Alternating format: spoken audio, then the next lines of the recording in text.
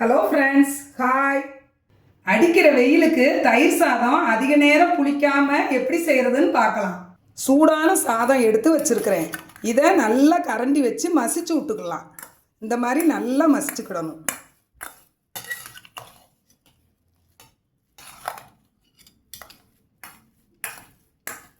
காய்ச்சின பால் ஊற்றி கிளறி விட்டுக்கலாம்.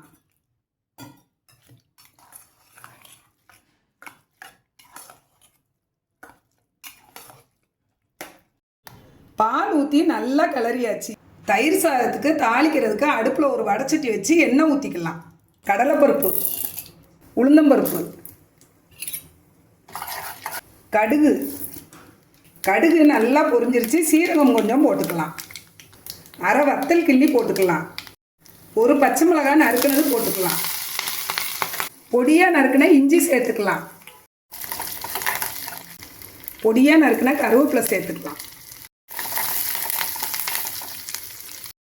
பொடியாக நறுக்குனா மல்லிச்செடி, கெட்டியான தயிர் எடுத்து வச்சுருக்கிறேன். இதை சேர்த்துக்கலாம்.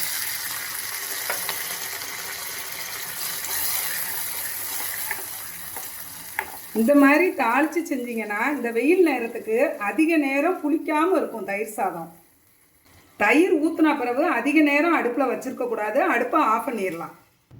நம்ம தாளித்ததை கிளறி வச்சுருக்கிற பால் சாதத்தோடு சேர்த்துக்கலாம். கரண்டி வச்சு கிளறி கொடுத்துக்கலாம்.